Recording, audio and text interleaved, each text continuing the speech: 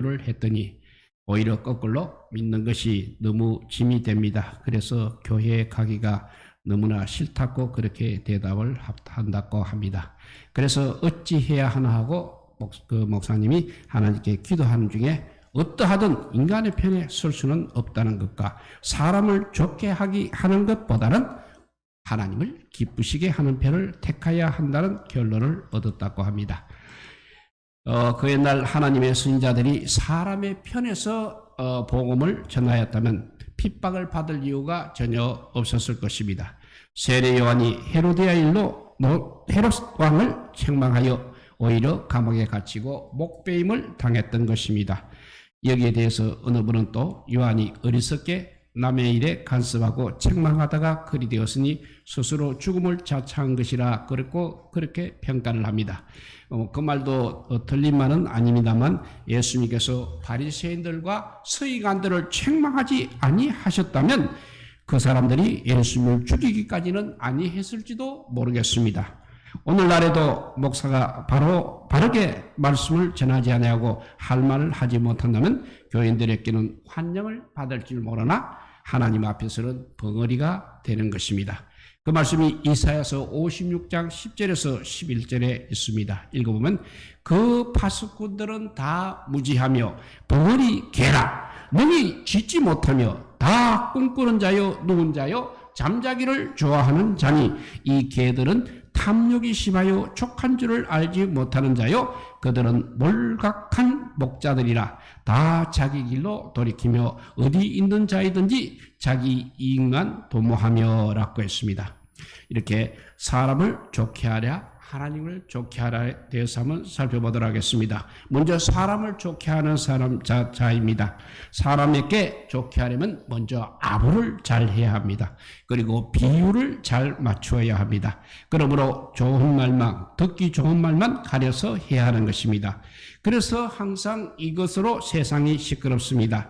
사람들이 바른 말보다는 아부를 하고 뇌물을 주며 그리고 이용하는 미끼에 모두가 걸려들고 있는 것입니다. 이것이 오늘날 우리 인간관계라 할 수 있겠습니다. 하나님을 좋게 하기 위해서는 사람들의 미움도 대적도 항상 감수해야 하는 것입니다. 옛날 충신들은 왕에게 바른 말을 함으로써 오히려 미움과 귀환까지 갔습니다. 열왕기상 22장에 보면 이스라엘 왕 아합이 유다 왕 여호사밧에게 아람과 싸워서 길앗 나못을 다시 찾잡고 함으로 여호사밧이 먼저 여호와께 묻자 하여 아합이 선지자 400인을 모으고 저희들에게 내가 길앗 나못에 가서 싸우랴 말랴 그래서 저희가 말하되 올라가셔서 주께서 그 성을 왕의 손에 붙이시리다 라고 했습니다. 여호사밧이 그래서 또 이외에 우리가 물을 만한 여호와의 선지자가 없느냐고 묻자 미가야 한 사람이 있으나 저 사람은 내게 대하여 길한 일은 예언하지 아니하고 흉한 일만 예언하기 때문에 내가 저를 미워합니다 라고 했습니다. 결국 바른 말하는 미가야를 옥에 가두게 되고 고생의 떡과 고생의 물을 먹이라 하고 거짓 선지자들이 아부하는 좋은 말을 듣고 싸움터에 나가서 결국 전쟁에 피하여 죽고 말았던 것입니다. 열왕기상 22장 8절은 이렇게 말합니다. 이스라엘 왕이 여호사밧에게 이르되 오히려 이물라의 아들 마가야 한 사람이 있으니 저로 말미암아 여호와께 물을 수는 있으나 저는 나에게 대하여 길한 일을 예언하지 아니하고 흉한 일만 예언하기로 내가 저를 미워하나이다 했습니다. 그러니까 여호사밧이 왕은 그런 말씀을 마소서라고 했습니다. 이렇게 사람에게 좋게 하려면 아부를 해야 한다는 것입니다. 두 번째, 사람을 좋게 한다는 것은 바로 사람의 일을 생각하는 것입니다. 마태복음 16장 21절에서 23절에 보면 예수님께서 예루살렘에 올라가 장로들과 서기관들과 대제사장들에게 많은 고난을 받고 죽임을 당하고 제3일에 살아나야 할 것을 말씀하시자 베드로가 예수님을 붙들고 가나여 가로되 주여 그리 마옵소서 이 일이 결코 죽게 미치지 아니하리이다. 그래서 예수님께서 돌이키시며 베드로에게 이르시되 사단아 내 뒤로 물러가라. 너는 나를 무너지게 하는 자로다. 너가 하나님의 일을 생각하지 아니하고 도리어 사람의 일을 생각하는도다라고 말씀하셨습니다. 농분기가 특별히 똥천에서는 농분기가 되고 수확대가 되어서 비가 오든지 하면 농청 목사님의 마음에 주일 낮 예배는 좀 쉬고 그 대신 주일 저녁 예배에 나와서 잘 드리면 되지 않겠느냐 이렇게 생각을 하기도 한다고 합니다. 그러나 그것은 어디까지나 사람의 생각이고 사람의 일이지만 하나님의 일이지 하나님의 일이고 하나님의 생각은 아니기에 그렇게 한다면 아마 책망을 받을 수밖에 없을 것입니다. 그래서 요한복음 16장 2절에 보면 사람들이 너희를 추례할 뿐 아니라 때가 이르면 무려 너희를 죽이는 자가 생각하기를 이것이 하나님의 성기는 에라 하리라 했습니다. 이렇게 사람을 좋게 하는 자는 아부를 해야 되고 사람의 일을 생각하는 것입니다. 세 번째, 사람을 좋게 하는 것은 항상 인정에 끌려가는 것입니다. 하나님을 좋게 하려면 인정에 끌려가서는 안 되는 것입니다. 엘리 선지자, 엘리 제사장 아들들 홈니와 비나스가 하나님 앞에 악을 행할 때 엘리 제사장이 인정에 끌려서 제약을 막지 못했습니다. 그래서 그 가문이 멸망을 당하였습니다. 그 말씀이 사무엘상 2장 29절 말씀입니다. 너희는 어찌하여 내가 나의 처소에서 명한 나의 제물과 예물을 밟으며 너의 아들들을 나보다 더 중히 여겨 내 백성 이스라엘에 드리는 가장 좋은 것으로 스스로 살찌게 하느냐 했습니다. 이렇게 사람에게 좋게 하면 사람에게 아부도 해야 되고 사람의 일만 생각하게 되고 또 인정에 끌려 사는 것이라고 했습니다. 그러면 하나님을 좋게 하고 하나님을 기쁘게 하려면 첫째, 눈가림을 하지 말고 진실한 마음으로 해야 하는 것입니다. 하나님은 사람을 외모로 보시지 아니하시고 항상 중심을 보십니다. 그러므로 우리의 신앙생활은 사람 보라고 외식적으로 하지 말고 엄밀히 보시는 하나님께 해야 하는 것입니다. 또 금식할 때에도 마태복음 6장 16절로 보면 너희는 외식하는 자와 같이 슬픈 기색을 내지 말라. 저희는 금식하는 것을 사람에게 보이렸고 얼굴을 흉하게 하느니라. 내가 진실로 너희에게 이르노니 저희는 이미 자기 상을 받았느니라 했습니다. 이렇게 하나님을 기쁘게 하려면 진실함으로 해야 한다는 말씀이 되겠습니다. 에베소서 6장 6절 보면 눈가림만 하여 사람을 기쁘게 하는 자처럼 하지 말고 그리스도의 종들처럼 마음으로 하나님의 뜻을 행하라고 했습니다. 그리고 골로새서 3장 22절에 보면 종들아 모든 일에 육신의 상정들에게 순종은 하되 사람을 기쁘게 하는 자와 같이 눈가리만 하지 말고 오직 두려워하여 성실한 마음을 하라고 했습니다. 이렇게 하나님을 기쁘게 좋게 하려면 진실한 마음을 해야 하는 것입니다. 그리고 두 번째는 육신의 생각으로 하지 말고 성령으로 행해야 하는 것입니다. 왜냐하면 우리 하나님은 영이시기 때문입니다. 우리가 예배하는데도 역시 신령, 성령과 진정, 진리로 예배를 해야 하는 것입니다. 육신의 생각으로 하나님을 섬기고 있다는 것은 오히려 십자가의 원수로 행하게 되는 것입니다. 그러므로 육신에 있는 자들은 하나님을 기쁘시게 할 수 없다고 하였습니다. 우리는 성령을 받아 성령을 따라 하나님을 섬겨야 하는 것입니다. 갈라디아서 5장 16절에서 18절 말씀입니다. 내가 너희에게 이르노니 너희는 성령을 쫓아 행하라. 그러므로 육체의 욕심을 이루지 아니하리라. 육체의 소욕은 성령을 거스리고 성령의 소욕은 육체를 거스리나니 이 둘이 서로 대적함으로 너희의 원하는 것을 하지 못하게 하려 함이니라. 너희가 만일 성령의 인도하시는 바가 되면 율법 아래에 있지 아니하니라 했습니다. 그리고 로마서 8장 13절에도 너희가 육신대로 살면 반드시 죽을 것이라되 영으로서 몸의 형식을 죽이면 산다고 했습니다. 이렇게 하나님을 좋게 하려면 진실한 마음으로, 두 번째는 성령으로 행해야 하는 것입니다. 세 번째는 반드시 죄를 회개해야 됩니다. 하나님은 거룩하신 분이십니다. 그러므로 죄를 아주 싫어하십니다. 그리고 악인은 용납지 아니하시나 회개하게 되면 아주 기뻐하십니다. 우리가 죄 가운데 멸망당하는 것이 하나님의 뜻이 아니고 회개함으로 구원받기를 기뻐하십니다.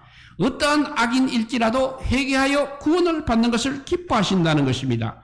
예수님께서 십자가에 달려 심한 고통 중에서도 우편 강도가 회개할 때 얼마나 기뻐하시며 즉시 말씀하시기를 오늘 너가 나와 함께 낙원에 있으리라고 하셨습니다. 그러나 악인이 회개하지 아니하면 하나님은 칼을 가르시며 그 활을 이미 당기시어 예비하신다고 하셨습니다. 그리고 누가복음 15장 7절에 보면 내가 너희에게 이르노니 이와 같이 죄인 하나가 회개하면 하늘에서는 회개할 것 없는 의인 99을 인하여 기뻐하는 것보다 더하리라 했습니다. 그리고 에스겔서 33장 11절에 보면 주 여호와의 말씀에 나의 삶을 두고 맹세하노니 나는 악인의 죽는 것을 기뻐하지 아니하고 악인이 그 길에서 돌이켜 떠나서 사는 것을 기뻐하노라. 이스라엘 족속아 돌이키라. 너희 악한 길에서 떠나라. 어찌 죽고자 하느냐 하셨다 하라 했습니다. 이렇게 하나님을 기쁘게 하는 건 진실한 마음으로 그리고 성령으로 행해야 되고 반드시 회개를 하면 우리 하나님께서 얼마나 기뻐하시는지 모른다고 말씀하셨습니다. 그리고 그 다음에 하나님의 종은 사람의 기쁨을 구하지 않고 항상 하나님의 기쁨에 자신을 맞추어 사는 사람이 바로 하나님의 종입니다. 이 말은 우리가 살아가는 일에 사람을 기쁘게 해서는 안 된다는 그런 말로 오해하면 안 됩니다. 왜냐하면 자녀가 부모를 섭섭하게 하고 성도가 이웃에게 해를 끼쳐 고통을 안겨주어서는 안 되기 때문입니다. 사람에게도 역시 기쁨을 안겨주는 삶은 살아야 하는 것입니다. 그러나 우리 삶의 기준은 항상 하나님이 되어야 합니다. 행동의 기준도 역시 우리 하나님의 말씀이 되어야 하는 것입니다. 그러니까 하나님 제일주의로 우리가 살아야 한다는 그런 뜻입니다.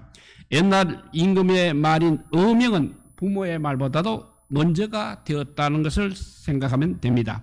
다니엘서 6장에 보면 다리오 왕이 다니엘을 다른 총리들보다 사랑함으로 시기하여 한 금령 곧 30일 동안 왕위에 어느 신에게나 사람에게 무엇을 구하면 사자굴에 던져 넣기로 하여 이 조서에 의인이 찍힌 것을 알고도 다니엘은 자기 집에 돌아가서는 그 방에 예루살렘을 향하여 열린 창에서 전에 행하던 대로 하루 3번씩 무릎을 꿇고 기도하며 하나님께 감사하여 이것이 왕의 명을 거역한 것이 되어 사자굴에 던짐이 되었고 왕은 변개할 수 없는 법령으로 다니엘을 구하지 못하고 궁에 돌아가서는 밤이 맞도록 금식하고 그 앞에 기약을 악기를 거치고 침수를 패하고 아침 일찍 일어나서 어떻게 했느냐면 다니엘서 6장 20절에서 23절을 한번 읽어보면 다니엘의 등굴에 가까이 이르러서는 슬피 소리 질러 다니엘에게 물어 가로되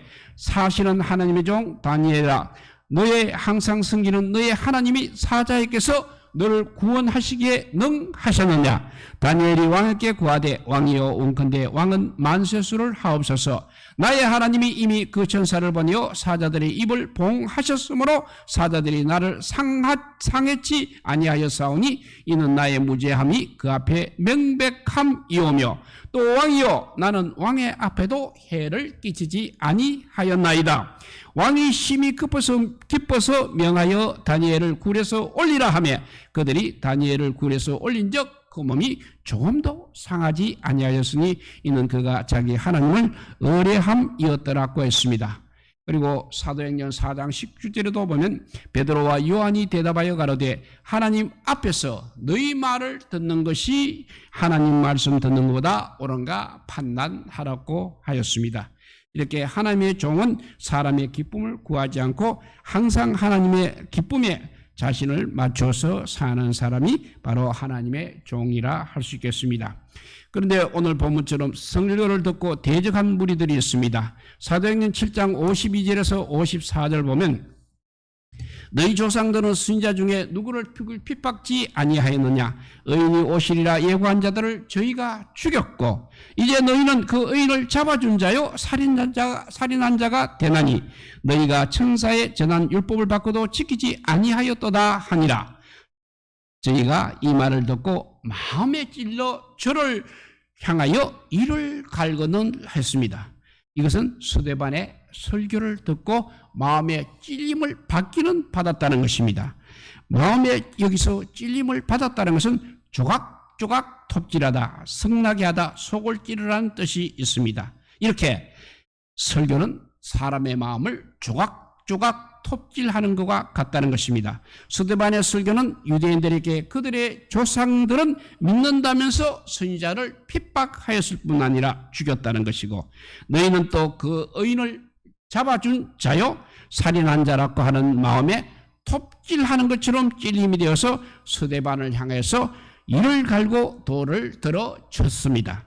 설교는 구약의 짐승을 잡아 각을 떠서 번제를 드리는 것처럼 우리 마음을 말씀의 검으로 각을 떠서 하나님께 합당한 제물로 만들어 드려져야 하는 것이 설교인 것입니다. 그래서 레위기 1장 6절에는 그는 또 번제 희생의 가죽을 벗기고 각을 뜰 것이요, 레위기 8장 20절에도 그 수양의 각을 뜨고 그 머리와 그 각 뜬 것과 기름을 불살하고 라고 했습니다. 이렇게 설교라는 것은 사람의 마음을 조각조각 각을 떠서 톱질하는 것과 같다는 것입니다. 두 번째, 설교는 성나게 하는 것이라고 했습니다. 목사님이 설교를 하게 되면 어떤 성도는 오늘 저 설교는 똑 나 들으라고 했다고 하면서 매우 언짢게 생각하기도 합니다. 설교는 성도 모두가 대상이 되고 성도 모두가 들으라고 하는 것입니다. 듣지 않으면 전할 필요가 없는 것입니다. 그러므로 나 들으라고 했다는 말은 어떤 면에서는 맞는 말입니다. 그런데 듣고 화가 나는 마음으로 생각할 것인가, 아니면 성령님의 회개하라는 음성으로 알아 회개할 것인가는 우리 모두 각자가 정해야 할 일일 것입니다. 여기 무리들은 마음에 찔려 이를 갈근을 했습니다. 여기서 이를 갈았다는 것은 물어 떠들었고 어르렁거리는 개처럼 격한 감정을 말하고 있는 것입니다. 그래서 에베소서 5장 13절에 그러나 책망을 받는 모든 것은 빛으로 말미암아 드러나나니, 드러나는 것보다 빛이라고 했습니다. 이렇게 설교는 조각조각 각을 떨어서 톱질하는 것이라 했고, 설교는 사람을 성나게 하는 것이라고 했습니다. 그리고 설교는 세 번째, 속을 찌르는 것이라 했습니다. 설교가 심령, 속을 찌르지 못한다는 것은 아무 유익이 없다는 것입니다. 설교는 그냥 지식을 전하는 것이 아닙니다. 심령을 찔러 쪼개 수술하는 검이 되어야 하는 것입니다.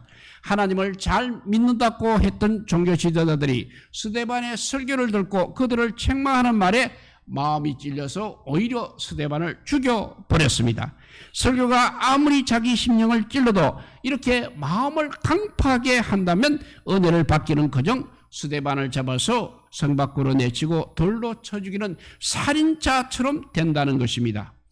그래서 히브리서 4장 12절을 보면 하나님의 말씀은 살아있고 운동력에서 자위의 날선 어떤 금보다도 예리하여 홍과 영과 갈들과 골수를 찔러 쪼개기까지 하며 또 마음의 생각과 뜻을 감찰한다고 했습니다. 히브리서 3장 15절에 보면 성경에 일렀으되 오늘날 너희가 그의 음성을 듣거든 노하심을 격동할 때와 같이 너희 마음을 강팍게 하지 말라고 했습니다.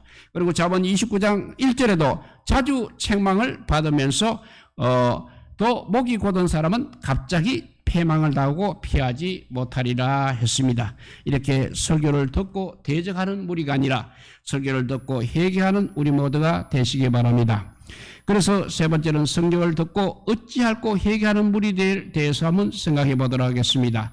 사도행전 2장 36절에서 38절 말씀입니다. 그런즉 이스라엘 온 집이 정녕 알지니 너희가 십자가에 못 박은 이 예수를 하나님이 주와 그리스도가 되게 하셨느니라 하니라. 저희가 이 말을 듣고 마음에 찔려 베드로와 다른 사도들에게 물어가르되 형제들아 우리가 어찌할꼬 하거늘 베드로가 가르되 너희가 회개하여 각각 예수 그리스도의 이름으로 세례를 받고 죄사함을 얻으라. 그리하면 성령을 선물로 받으리라고 했습니다.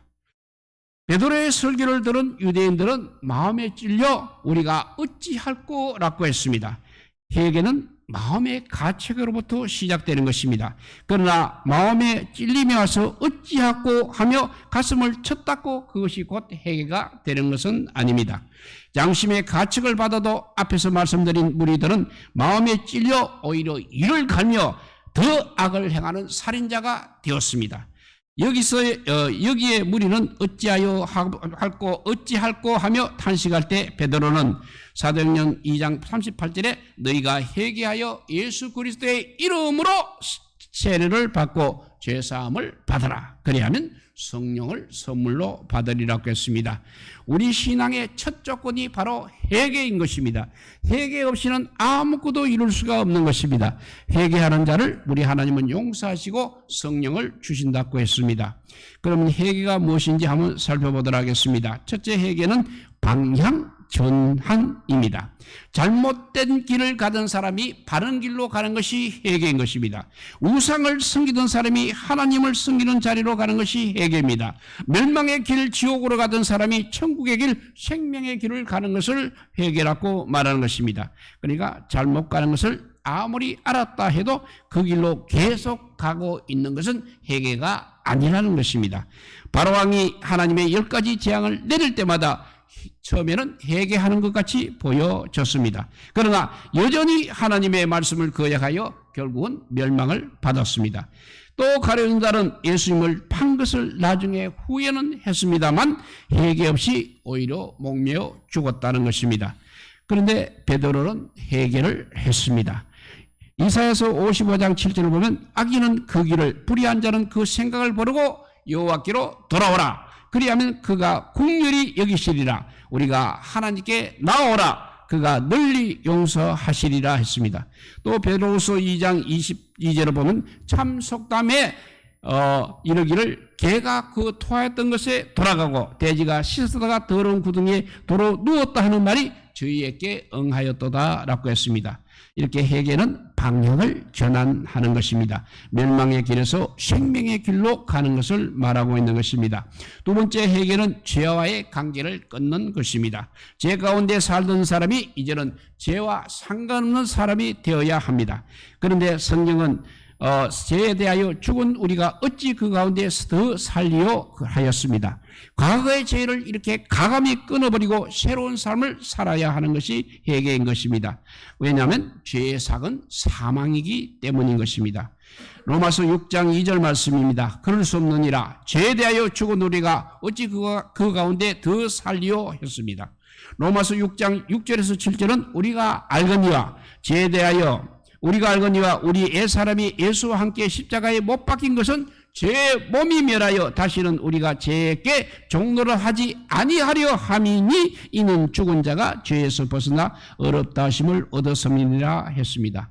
이렇게 회개는 방향 전환이요 죄와의 관계를 끊는 것입니다. 세 번째 회개하게 되면 세례를 받아야 합니다. 세례는 물속으로 들어가므로 죄의 옛사람이 죽어 장사를 지내고 물에서 올라온다는 것은 바로 예수님을 인하여 사는 것을 상징하고 있는 것입니다. 또한 구약의 할례처럼 하나님의 백성인 표로 세례를 받은 자는 하나님의 백성답게 살아야 하는 것입니다.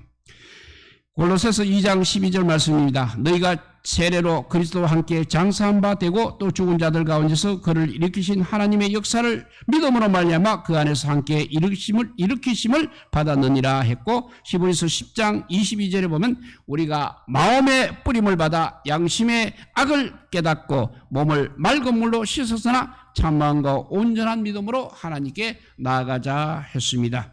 이렇게 회개가 무엇이냐면 회개는 방향 전환이요 죄와의 관계를 끊는 것이며 세례를 받는 것이 회개인 것입니다. 그리고 두 번째 회개하게 되면 이제 죄 사함을 받아야 됩니다. 회개하면 죄를 반드시 용서받게 되어 있습니다. 회개는 우리가 합니다. 그런데 용서는 하나님께서 하셔야 하는 것입니다. 아무리 내가 회개를 했다고 해도 우리 하나님으로부터 용서를 받지 못했다면 모든 것이 헛수고인 것입니다.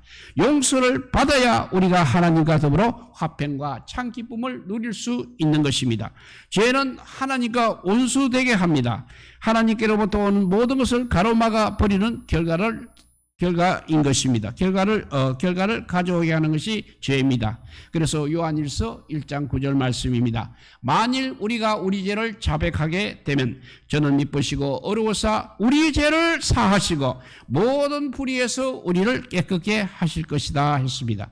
요엘서 2장 13절에 보면 너희는 옷을 찢지 말고 마음을 찢고 너희 하나님 여호와께로 돌아올지어다. 그는 은혜로우시며 자비로우시며 노하기를 더디하시며 인애가 크시사 뜻을 돌이켜 재앙을 내리지 아니하시나니 했습니다. 이렇게 우리는 해결을 해야 되고, 그 다음에 두 번째 제사함 받아야 되고, 반드시 세 번째는 성령을 받아야 합니다. 회개하고 용서를 받게 되면 성령을 하나님께서 선물로 주신다고 하셨습니다. 성령은 거룩한 영입니다. 그렇기 때문에 회개하여 용서받아 깨끗한 마음이 되지 아니하면 오실 수 없는 분이 바로 성령이십니다. 그러므로 회개할 때 깨끗한 회개가 해야 하는 것입니다. 아무리 오래 교회를 다녔어도 참으로 회개하고 용서받지 아니하였다면 성령을 받을 수 없는 것입니다. 그리고 성령을 받지 아니하고는 구원을 받았다고 할 수 없는 것입니다. 도덕적으로 바르게 산다고 하는 것이 구원의 조건은 될 수 없는 것입니다. 바리새인과 세리의 기도에서 바리새인은 세인보다 분명히 바로 산 것은 맞습니다. 하나님은 도덕적으로 이렇게 바르게 살았다고 하여서 회개할 줄 모르는 바리새인보다는 자기의 가슴을 치며 하나님이여 나를 불쌍히 여기시옵소서, 나는 죄인으로서이다 한 세리를 용서하시고 오히려 어렵다고 하셨습니다.